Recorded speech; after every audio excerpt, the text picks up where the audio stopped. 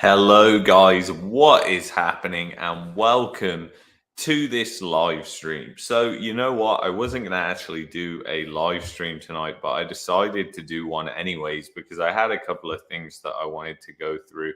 But there wasn't really anything interesting, I think, happening in the markets today or anything majorly interesting that I wanted to do an extra long live stream on. So this live stream is not going to be that long at all. We're probably going to be on here like 10 minutes, hoping to keep this short. Please, if you're watching this after, hit that like button. I hate saying it with a passion. I wish I didn't have to say it, but it really helps the stream just get pushed to more and more people and helps the YouTube algorithm. So people actually see this. And believe me, in times like these, we need people to see stuff like this. So I saw this on Twitter and I thought it was absolutely insane. So basically, I'm going to show you this and I'm going to pull it up on the screen so you can see. But this is basically housing price declines since February. But really, what I would tell you about this is it's really housing price declines since the rate hike.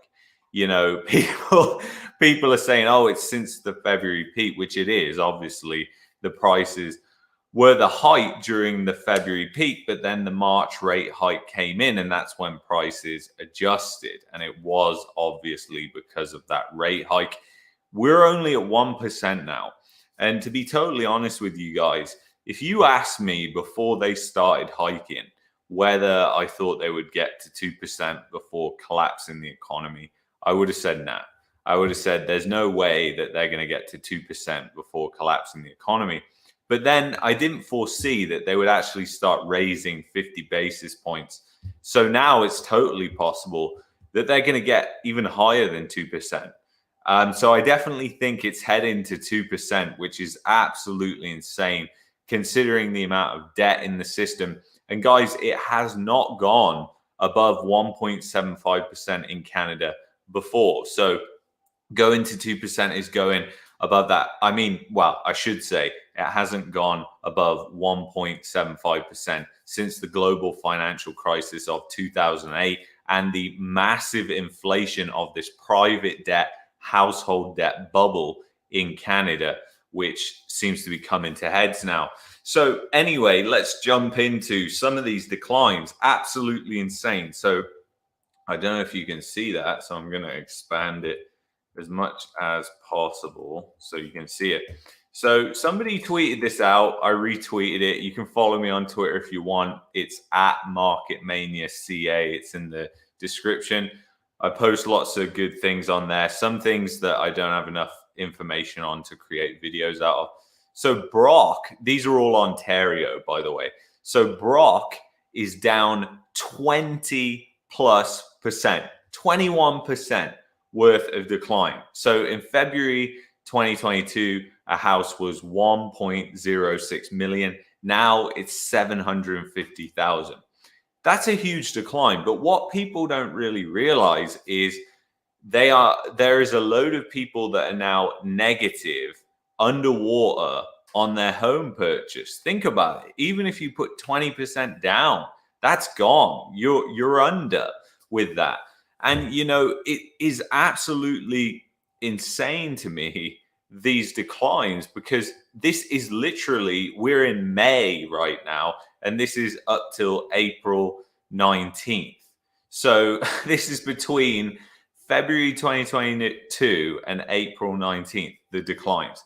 So these declines are absolutely insane, but they're similar to the declines that happened in cities in the US during 2008. And I did say, and I have always said, and I would continue to say this, the suburbs, the places that have been turned into penny stock markets outside of the cities, those markets are going to collapse faster and harder than the big cities like Toronto, Mississauga, because there's a high volume of turnover, or a relative high volume of turnover in those markets.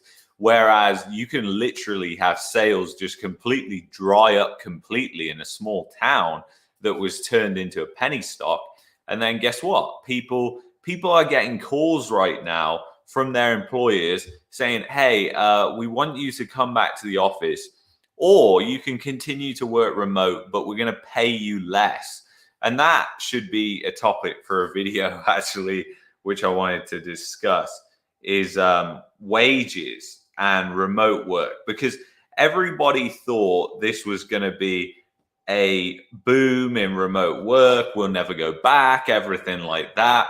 But the reality is that if you look at the salaries that these companies are paying, if you want to be a remote worker, they are insane. You could not even afford to live, in rural Alberta, let alone rural Ontario. I mean, it's ludicrous. Like WestJet, for instance, are advertising jobs for people to work remotely from home, customer support, $16 an hour they're paying. And here's the icing on the cake. They want you to be within 1 hour drive of Calgary Airport. I saw somebody else tweeted that out. So that's just insane when you really think about it. But it really shows that obviously employers aren't going to pay people that premium if they're remote. Now, the thing is, they're not going to be fully remote. Fully remote work is very, very difficult to find, and it's better to create it yourself than try and find it with an employer, because you don't want to have that, because potentially the people who are working remote are the most exposed, because they will be let go first when the company starts cutting back. They'll just think we'll get rid of people who don't work remote. So anyway, I'm getting off topic. So Georgina, 1.16 million down to 915,000. That's 20%. That's 30%. I didn't see that. I thought that was I was reading the one below it. But Brock is down 30%. I mean, that is just insane. And I don't know the volumes for this, so take it with a grain of salt, guys. Like, I don't know the average sales in Brock. Like, it might be one of these penny stock markets where there isn't penny stock markets, penny real estate markets where there isn't that many sales. So inventory is absolutely exploded. There's no buyers anymore, and the prices are going to fall, and it's going to be like trying to catch a knife.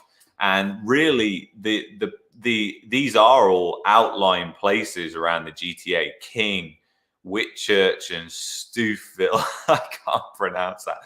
Milton.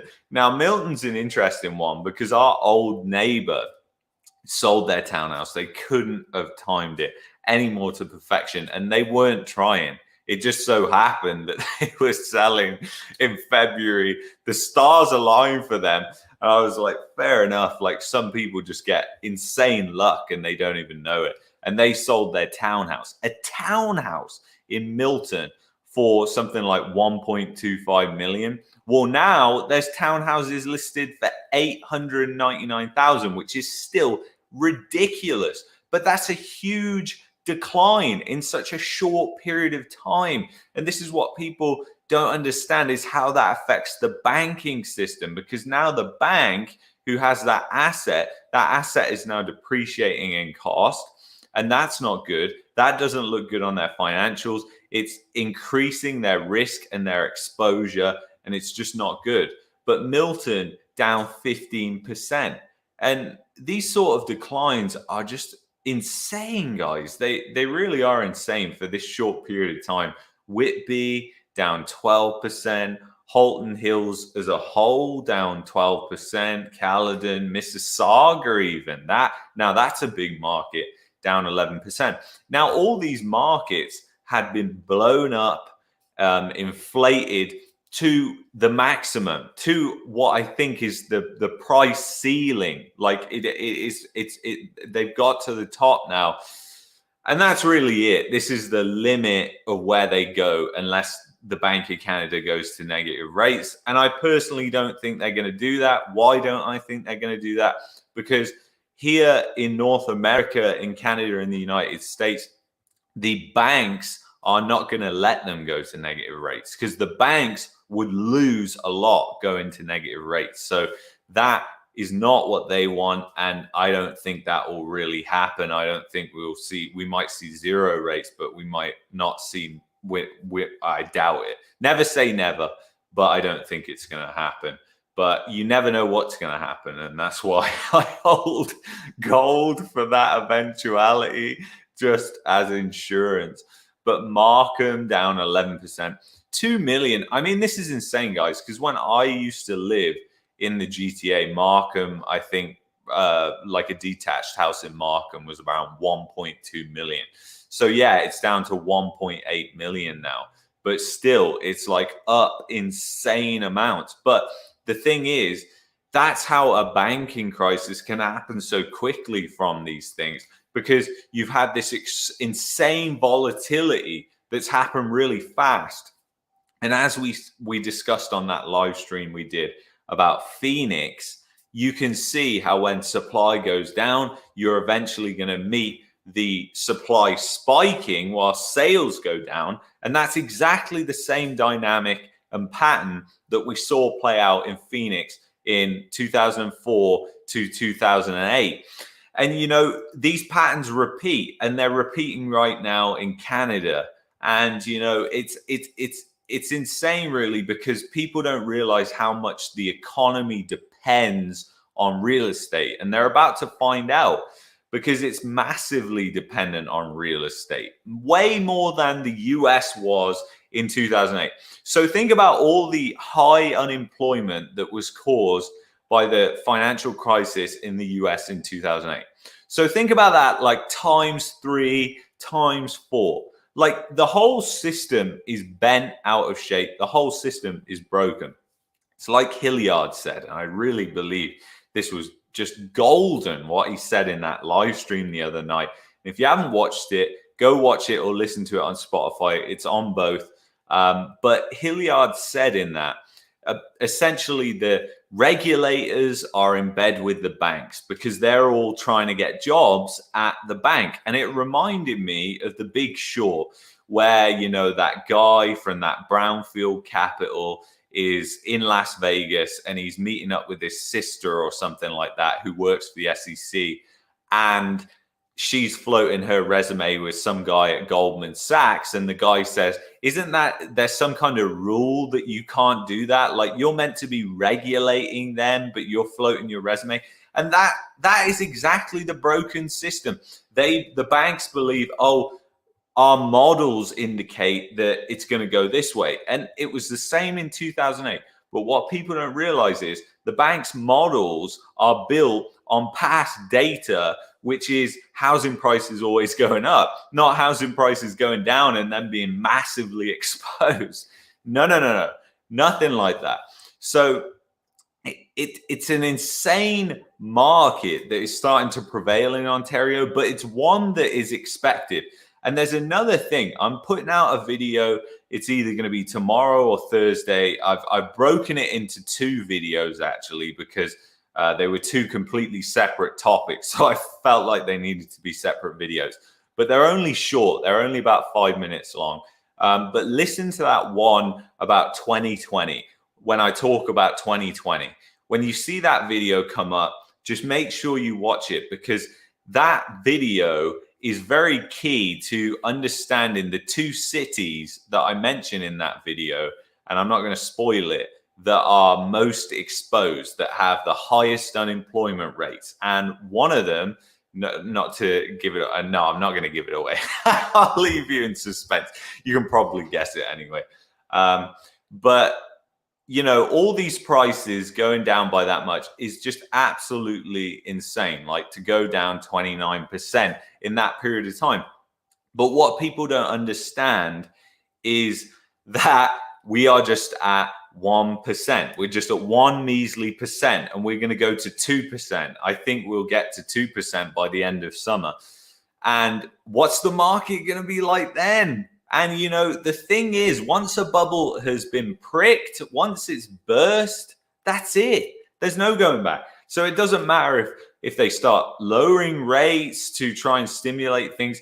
It's the end zone. And if they do that into higher inflation, then that is a disaster. That is a train wreck, and that could destroy the currency. Now, do I think they're stupid enough to do that? I don't really know, but that's why I own things like gold. And that's not financial advice to go and buy gold, but personally, a percentage of my portfolio is assigned to protect the cash that I have using gold. So if either any of the currencies that I hold go kaput, then they will go kaput. Gold will stay the same value, hopefully. And that will mean that the amount of currency I get out, and that's basically how it works. It's kind of like a hedge, basically. That's why I hold that. But, I don't think they'll do that personally, because that would just be silly. And I don't think inflation's going down, guys. Gasoline futures today closed up above $4 a gallon, new all-time high. So gas prices just keep going up, and they will continue to go up until the economy breaks. And the economy is already broken. It's just not extremely broken. It's just not broken to the point that it was broken when Lehman collapsed. But we're unfortunately going to get there, and people are going to realize the hard way that this economy was artificially inflated on stimulus. And no other, there's so many evidences. I don't need to go over it. There's so many evidence everywhere in Canada that was the case. But it's artificial stimulus that has created this distorted market that we see in real estate, in the stock market, and everything will have to come down. Everything will have to revert back to its mean level. And that's the thing, guys. That's the key thing, the key takeaway to remember. Everything will revert back to its original price level, back to the trend line, most likely below the trend line, as Jeremy Grantham says. And check out Jeremy Grantham, because he's an amazing guy. And check out Jeremy Grantham in the super bubble, because Canada is in a super bubble. And you know what? There's so many bubbles. It's just hard to. We've just had this insanity. And the thing is, guys, real estate has become such a crowded investment right now. Like, if you said to me, like, what's the most crowded investment that somebody could take in 2021 or 2022 even, I would say real estate, hands down. Like, because everybody thinks it's safe. Everybody thinks it's safe. And they haven't got the kahoonies to go into the stock market. They think real estate is a get rich quick scheme, or not a get rich quick scheme, but it's just going to go up. Like, we just buy it, rent it out, it'll just go up. We don't have to do anything, kind of like passive investing. And, I don't believe in passive investing. Like, there is loads of books about it. It is well known, and it has inflated these stock indexes to insane levels. And that's a bubble. Michael Burry called it last year, the passive investing bubble. And Burry, it usually only takes him, 2-3 years to be proven right by that, which I'm sure he will. And, the thing is, guys, it's insane. But anyway, I don't want to keep you on much longer. We have some good news. The microphone, I've ordered a new mic, so I'm getting a proper podcasting mic. So hit the like button for that one, at least, because I'm spending money on all you guys. So I'm getting a proper podcasting mic, so hopefully the audio sounds better. I know I get a slight echo in this room, so I figured I'd get a proper mic. I know people listen to me on Spotify. I've been told many times that I have a radio voice, which is a funny kind of compliment. So yeah, I thought I'd get a decent mic setup, because we're doing these all the time, and I enjoy doing these as well. And I think I need to get a new camera as well, because I currently use the camera that I use out, and it's a complicated setup. But anyway, this is insane. I've linked the tweet below in the description, so go check it out. Eric says Luke needs a drum set like Michael Burry. Sometimes I do put on like rock or indie music and just have it like smashingly loud whilst I'm trading. And I don't know why, but sometimes the chaos of music just makes you more robotic in your responses whilst you're trading. Like I've always found that trading, the worst times when I'm trading are when everything is like going crazy and I have too much time to think about my next move. Like if I've got the music, I just can't think. It just kind of silences the emotions in your mind, I would say. So it's kind of fantastic. James G, thank you so much for the $2 super chat, my friend. Have you been to the Carolinas? You will love it. Yes, I've been to South Carolina and I did absolutely love it. You know what? I've been to Hilton Head Island. I've played Harbour Town Golf Course. I've been lucky enough to play there, and I was probably one of the worst players to ever play around Harbour Town. The caddies were actually laughing at me. It was kind of a funny story. But yeah, I've been to the Carolinas. You know, South Carolina is incredibly beautiful, and real estate used to be affordable there. But once again, just like everywhere, it's gone up massively in price. Like Hilton Head Island, you could get a house there for like 300,000. Like just going back to when I went there, which was like 3 years ago. Now you're talking like 5 to 800,000. Like the prices have just gone insane. But they've gone insane everywhere.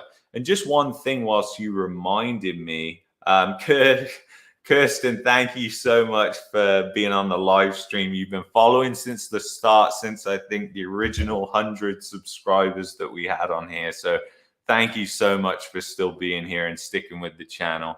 I wanted to show you this as well, because it's not just Canada that is having issues. So this is a condo in Mexico, and it's a huge condo. And these were going for like $1 million just a couple of months ago, 550 now. And this one, they just reduced the price 300,000. So 30% price reduction, guys.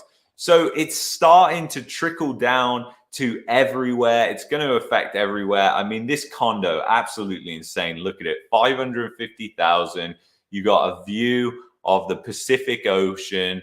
You've got 2,833 square feet, 3-bed, 3-bath. That's absolutely insane.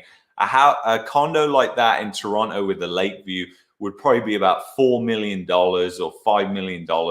Just a stupid amount of money. And it's not even like a nice place in the winter. Like it's no exotic place. Like the weather is, I've lived in Toronto. I mean, come on. So anyway, it's interesting. The trickle down from all the declines is heading everywhere. Anyway, I've overstayed my welcome, guys. I said it was going to be a 10-minute video. I rambled on here for 23 minutes. I don't know how I managed to do this every time. Anyway, guys, thank you so much for being here. Kirsten, James G, thank you so much for the super chat. Eric, The Guardian, Sandeep, Mr. Fool, Elizabeth, Neil, thank you for all being here. And I will see you in the next video or the next stream. Take care of yourselves, guys. Watch out for that video tomorrow. Please hit that like button if you can. Have a great evening. I will love and leave you. Peace, guys. Bye-bye.